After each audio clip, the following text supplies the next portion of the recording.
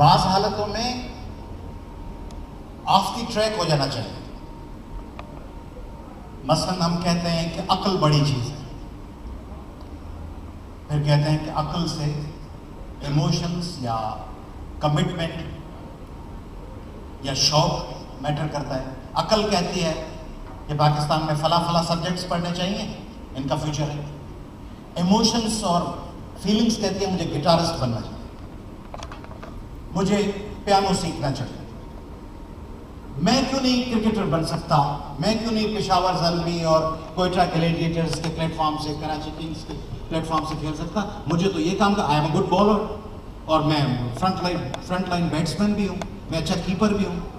अकल रिश्तेदारों की बता रही है कि नहीं, कोई क्रिकेट शर्केट का फ्यूचर नहीं है, सिंध के प्रोविंस से ताल्लुक रखने वाले लोगों को प्लेसमेंट ही नहीं मिलती, हैदराबाद का तो कोई क्रिकेटर जाते ही नहीं है, चल चला के पहुंचोगे तो ग्राउंड्स ही नहीं है। अब अकल और उसमें टकराव है। तो उमूमन अकल की बात, उमूमन जनरली स्पीकिंग अकल की चीज पे चलना चाहिए, मगर there are always exceptions. Iqbal ने कहा है कि अच्छा है दिल के पास रहे पासबान अक्ल, लेकिन कभी कभी उसे तन्हा भी छोड़। तो कभी कभार अक्ल को तन्हा भी छोड़ देना चाहिए और शौक की बातों पे भी चलना चाहिए। तो थोड़ी देर इनको, यूथ को चेंज पाकिस्तान छोड़ते हैं, माजी में चले। आप में से कोई मुझे बताएगा, आप इतने पढ़े लिखे लोग बैठे हुए हैं, यंग बैठे हुए हैं, नौजवान, हमारी बच्चियां बैठी हुई हैं बड़ी कॉम्पिटेंट, कोई ओ लेवल कर रही है, कोई बीकन में किसी बच्ची ने बताया कि मैं पढ़ रही हूं, कोई इसरा में, कोई ज़ेबिस्ट। आपको इस वर्ल्ड की, इस अर्थ की, लाइफ का पता है किसी को? साइंटिफिक नुक्ते निगाह से कितनी पुरानी है ये जमीन? एनीबडी? इतने पढ़े लिखे लोग बैठे हुए, स्टेज से कोई बताना चाहे, मोस्ट वेलकम ऑर्गेनाइजर से। ये जमीन कितनी पुरानी है? ये निजाम शमसी रफली स्पीकिंग कितना पुराना होगा? Any wild guess? यस, 5000 साल पहले। Sit down. What's your name? कमर। कमर कहते हैं कि बिग बैंग थियरी के मुताबिक ये जमीन 5000 साल पुरानी है। कुछ 5500 साल पहले तो मोहनजोदड़ो था, 5500 साल पहले तो मोहनजोदड़ो था, इंडस सिविलाइजेशन थी, और वहां पे पब्लिक स्विमिंग पूल्स थे। 5500 साल पहले पब्लिक स्विमिंग पूल्स का कॉन्सेप्ट था साउथ एशिया में, मोहनजोदड़ो में। तो 5000 पहले तो दुनिया हो नहीं सकती, क्योंकि मोहनजोदड़ो दुनिया से पहले नहीं है। Any other wild guess? Yes please. 2 billion years. ये कह रहे हैं 2 अरब साल पहले। Yes please. 4 billion years. Now you are coming close. 4.5 और क्लोज आ गए। It's almost 4.6 million years plus minus 5 और 10। 4 अरब 60 करोड़ साल पुरानी है ये जमीन। उस 4 अरब 60 करोड़ सालों में एक बड़ी चीज है जिसका जिक्र ही नहीं होता। इस कायनात को चलाने के लिए सबसे एफिशिएंट चीज क्या है? एक पानी, दूसरा ऑक्सीजन। 4 अरब 60 करोड़ सालों में लाइफ कब आई इस जमीन पे? Do you have any idea कि इसमें, इस खित्ते जमीन पे जिस पे हम बसते हैं, आप कह रहे हैं ना चेंज, हम समझते हैं दुनिया का बड़ा मसला है कि मुझे कमर में दर्द है, बड़ा मसला है कि मेरी दाढ़ दुख रही है, मैं मोटरसाइकिल से गिर गया हूं, हमारे मुल्क में आज पता नहीं क्या होगा उसका फाइनल PSL का, मेरी एडमिशन का क्या हुआ, मेरी मंगनी टूट गई, फला। हमारे लिए दुनिया के बहुत बड़े मसाइल हैं इंटरनेशनल लेवल के। मेरी मंगनी जो टूट गई तो ये बैन अल-अक़वामी इशू है ना, और मुझे ऑफर लेटर नहीं मिला, ये इस ग्लोब का सबसे बड़ा इशू है कि मुझे ऑफर लेटर नहीं मिला। तो थोड़ा सा हमारे साथ थोड़े थोड़े बड़े मसाइल भी देखते हैं। तो लाइफ कब आई होगी इस जमीन पे? Any idea? 4 अरब 60 करोड़ साल पुरानी जमीन है, लाइफ कब आई होगी? गर्ल्स,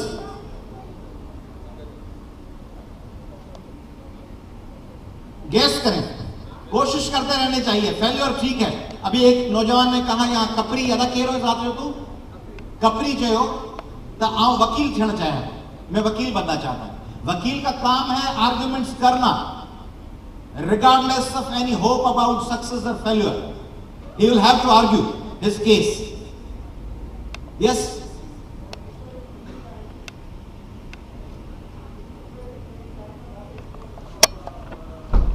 मुख्तलिफ थियरीज आई नहीं कौन लाइफ के बारे में जैसे बैठ साइंस जो लाइफ के बारे में कह रही है, बिग बैंग के हवाले से, क्रिएशन के हवाले से मुख्तलिफ थियरीज हैं, मगर जिंदगी का आगाज कब हुआ इस दुनिया में उसके हवाले से मुख्तलिफ थियरीज नहीं है।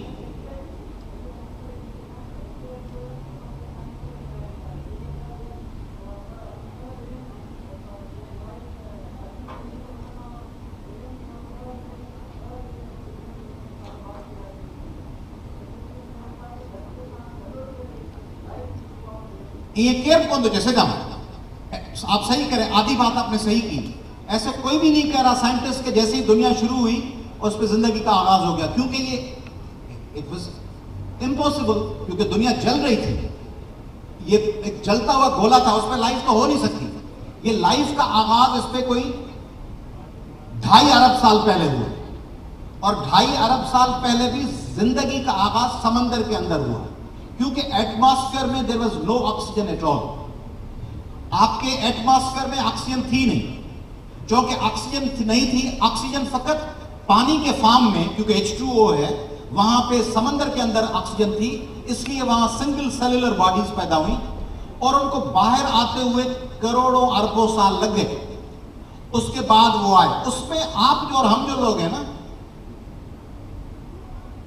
वो जो ह्यूमन लाइन है, वो जो डेविएट हुई है, ये जो अलग हुई है दूसरे एनिमल की लाइन से, ऐप की लाइन से, आपके ख्याल में जिंदगी में ये जो जिंदगी एज ए होल है, जिसमें पेड़ पौधे जानवर सब हैं, इनमें इंसानी लाइन कब अलग हुई? अलग से एक इंसान के सफर का आगाज, जो इब्तदाई तौर पर मुकम्मल इंसान नहीं था, उसका आगाज कब हुआ होगा? Any idea? Yes, anybody? इंसान आयो, शौर तो पोइ जी ॻाल्हि आहे, इंसान आयो कॾहिं? ऐं चवां थो हाल ठहियो कॾहिं? तव्हीं चओ था न हाल में जॾहिं खां डेकोरेशन त पोइ आई, पहिरीं बिल्डिंग ठही। न 2 बिलियन, आप गलत सब, 2 बिलियन साल पहले तो जिंदगी आई ना। I am asking about humans. 2-2.5 billion years पहले तो जिंदगी, सिंगल सेलुलर बॉडीज, अलजी। नो, ये भाई आपके कह रहे हैं, एटलीस्ट इज मेकिंग गेस, ये इट्स अ पॉजिटिव थिंग। ये कह रहे हैं कि 2 बिलियन साल पहले, जैसा कि आपने बताया कि जिंदगी का आगाज हुआ, उससे 1 बिलियन साल बाद, यानी 1 अरब सालों के बाद इंसान भी आ गया। ऐसा नहीं है। जिंदगी के जो 2-2.5 अरब साल लाइफ है, उसमें तकरीबन 2.5 अरब यानी 250 करोड़ साल, उनमें से 249 करोड़ साल इंसान था ही नहीं। इंसान फकत जो ऐप से ये लाइन अलग होना शुरू हुई है, उसको हुए हैं 60 लाख यानी 6 बिलियन ईयर्स। उन 60 लाख सालों में भी जो होमो इरेक्टस और होमो सेपियंस हैं, होमो सेपियंस को जिसकी नस्ल से हम हैं, ब्राजील में रहने वाला बच्चा भी, और नाइजीरिया का बच्चा भी, साउथ एशिया का भी, ऑस्ट्रेलिया का भी, न्यूजीलैंड का भी, उसके डायरेक्ट एंसेस्टर्स जो आ रहे हैं, उनको फकत कोई 3 लाख साल हुए जिसकी हम कंटिन्यूटी, और उन 3 लाख सालों में भी हमारे पास नॉन हिस्ट्री फकत 5-5.5 हजार साल। आपके ख्याल में इंसानी तारीख की सबसे बड़ी अचीवमेंट्स जो इंसान ने इर्तिका की है, चेंज समझ रहे हैं ना आप? समझ रहे हैं चेंज क्या है? तो चेंज कैसे समझेंगे? आपके लिए और मेरे लिए चेंज तो यह है कि मेरी गाड़ी का शीशा चेंज हो गया, या मैंने घर में एयर कंडीशन चेंज कर दिया, ये चेंज है। स्प्लिट चेंज कर दिया, वॉलेट चेंज कर दिया, मोबाइल फोन 2 GB के बजाय 3 GB रैम आ गई, चेंज आ गई। जॉम की सिम निकाल के यू फोन की सिम लगा दी, चेंज आ गई। Let's bring change. चेंज ये थोड़ी है ट्रंप आ गया, ओबामा चला गया, चेंज आ गई। एक बड़े कैनवस में देखते हैं चेंज को, बड़ा ह्यूज, टनल विजन नहीं, ग्लोबल विजन, यूं दूर से देखते हुए। अब बताएं कि इंसान जो 60 लाख साल, 6 मिलियन ईयर से इस कायनात में, इस जमीन पे पांव रख चुका है, उस इंसान ने सिग्निफिकेंटली जो बड़ी अचीवमेंट्स की मरहलों में, उनमें बड़े में बड़ी 5-7 अचीवमेंट्स क्या थी इस एवोल्यूशन में? इंसान जो आगे बढ़ा है उसमें जो बड़ी उसने अचीवमेंट्स की हैं इस 60 लाख साल के सफर में, उसमें बड़ी अचीवमेंट्स क्या हो सकती हैं? गेस, व्हील बनाया, गुड, मगर वो बहुत रीसेंट पास्ट है, बड़ा इंपॉर्टेंट बात की इन्होंने, व्हील बनाया। व्हील ही है ना जिसपे आपकी हर चीज घूम रही है, गाड़ियां, आपकी पुलिस, आपकी फैक्ट्रीज, आपकी इंडस्ट्रीज, आपके जहाज उड़ने वाले, आपके स्टीयरिंग गाड़ी के, जबरदस्त बात है। मगर ये अभी हाल की बात, बड़ी पुरानी बड़ी अचीवमेंट्स क्या थी? यस, आग। आग, आपको पता है आग को इंसान ने over the period of millions of years, करोड़ों साल में 4 फेजेस में आग पे कंट्रोल किया है। कौन से 4 फेज? पहले इंसान करोड़ों साल, लाखों साल तक फकत आग को देखता रहा और खौफजदा होता रहा कि ये आग है। लाखों साल ही वॉज जस्ट ऑब्जर्विंग, ही और she, they were just observing कि आग है, जंगल में अचानक आग लग गई है, पहाड़ से उबलते हुए लावे की वजह से आग लग गई है, आग जल रही है। आग को ऑब्जर्व करते रहे, जस्ट ऑब्जर्व। फिर लाखों सालों के बाद उनको आग शिफ्ट करना आई, जलाना नहीं। ये जो आपके लिए टेकन फॉर ग्रांटेड है कि आग है, घर में जाएं और यूं मैच बॉक्स निकाल के यूं आग लगा दें, सिगरेट सुलगाएं, चूल्हा सुलगाएं। लाखों साल तक इंसान फकत आग को देखता रहा, खौफ को कम किया, फिर लाखों साल जलती हुई आग को शिफ्ट करता था, ट्रांसफर करता था। कहीं आग लग रही है, एक लकड़ी जला के आ गया, अपने मोहल्ले में, अपने घर, अपने गार के सामने लकड़ी से जला दी, उसको आग जलाना नहीं आती थी। लाखों सालों के बाद उसने आग जलाना सीखी तीसरे फेज में। फिर तीसरे फेज में आग जलाने के बाद भी एक चीज नहीं जान सका वो लाखों सालों तक, वो क्या? आग जलाने के बावजूद लाखों साल तक उसको पता नहीं था कि आग को बढ़ाया और कम कैसे किया जाता है, हाउ टू कंट्रोल फायर। यानी 4 लकड़ियां डाल दो तो शोला भड़क उठेगा, उसको राख के रूप में ले आओ, फिर उसको जब बुझने लगे तो उसको फूंक के फिर जला दो। He didn't know this. लाखों साल तक उसको पता नहीं था, लाखों साल उसको पता नहीं था कि लकड़ी को टूल करके यूज किया जा सकता है। वो फकत पत्थर को, स्टोन एज में पत्थर को तेज करके उससे शिकार करता था लाखों साल। Look at you, you are among those few blessed people कि आप उस दौर में रह रहे हैं जब क्लोनिंग हो रही है, आप उस दौर में रह रहे हैं जब सैटेलाइट कम्युनिकेशन है, आप इस दौर में रह रहे हैं उस दौर में wireless mobile, satellite channels, cloning, heart transplant, everything you have. उस दौर को याद रखें, लाखों साल लोग बैठे हुए, आग जलाना नहीं आ रही, जलाना आ रही है तो बुझाना और बढ़ाना नहीं आ रही। स्टोन एज के बाद लकड़ी की एज का आगाज हुआ, जिसमें पहली दफा इंसान समझा कि लकड़ी का नेजा बना के शिकार किया जा सकता है। लाखों साल, it took almost hundreds and thousands of years. They only new के stone, a sharp stone can be used for hunting, that's all. लाखों साल लग गए, जिसके बाद साउथ ईस्ट एशिया के लोग, यानी ईस्ट एशिया यानी थाईलैंड, मलेशिया, सिंगापुर, इंडोनेशिया, वहां के लोगों को पता चला कि समंदर में बोट बना के उतरा जा सकता है। एफिशिएंट बोट्स बना के लाखों साल पहले ईस्ट एशिया के लोगों को पता चला। ये ग्रेजुअली इंसान आगे बढ़ा है। लाखों साल के बाद यूरोप में बसने वाले कुछ लोगों को पता चला कि शेल्टर आर्टिफिशियल भी बनाए जा सकते हैं। उससे पहले इंसान नेचुरल शेल्टर्स के नीचे रहता था, बाहर पहाड़ों के नीचे, पेड़ों के नीचे। खुद शेल्टर बनाया जा सकता है, ये इंसान को लाखों सालों के बाद पता चला। इर्तिका जो है, एवोल्यूशन जो है, इसको जब आप पढ़ेंगे, देखिए एक तरीका यह है कि आपके साथ जो आपका इंटरनल इश्यू है उसको आप एक सब्जेक्टिव अप्रोच के साथ देखते रहें। मेरे साथ ये मसला है, आप अगर आप बड़ा अजीब किस्म का मिसाल होगी, मगर आपको अगर ये नाखून निकला हुआ है ना आपका, गलत काट दिया है, उसका कोना चुभ रहा है उंगली में और थोड़ा सा जख्म हो गया है, अब ये आपके लिए बड़ा इशू है। एक तो उसको ट्रीट करें, अगर ट्रीट नहीं हो पा रहा जल्दी, इट मे टेक टाइम, तो दूसरा तरीका क्या है, जो सजेस्ट नहीं कर रहा मगर दूसरा तरीका ये है, आपको एक और फोड़ा और शदीद किस्म का जख्म हो जाए, उसकी अहमियत भूल जाएंगे आप, या आप किसी और के जख्म को रियलाइज करें कि दूसरों के साथ क्या हो रहा है, आप अपना जख्म भूल जाएंगे। तो जब आप इस बड़े कैनवस में देखेंगे कि दुनिया में क्या हो रहा है, मसलन ये ट्रंप आया, ये क्या चेंजेस लाएगा, तो आपको हैदराबाद और टर्नो मोहम्मद खान और कराची की चेंजेस इतनी सिग्निफिकेंट नहीं लगेंगी। आप इस बड़े कैनवस में देखें, फॉर एग्जाम्पल, आप में से कोई है जो इंग्लिश और उर्दू और सिंधी के अलावा कोई और लैंग्वेज सीख रहा हो? एनीबडी? कोई है जो फ्रेंच या जर्मन या इटालियन? कोई नहीं।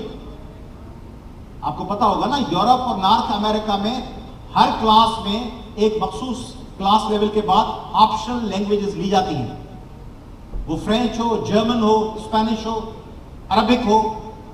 देखिए हमारा कितना महदूद सर्कल है।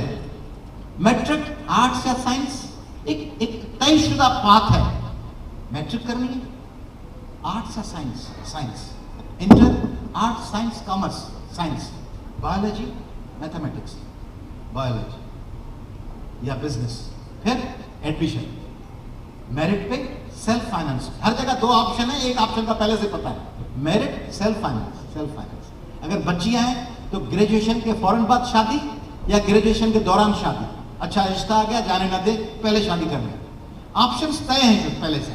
फिर अच्छी सी नौकरी, फला से ताल्लुकात है या सिफारिश पर नौकरी, या बाहर चले जाएंगे, Dubai, Malaysia, ideal north America, Canada, New Zealand, Australia. मगर वहां पॉलिसी सख्त हो गई, ट्रंप आ गए, अब मलेशिया, दुबई, इंडोनेशिया, थाईलैंड। इस कैनवस से बाहर निकल रहे हैं आप।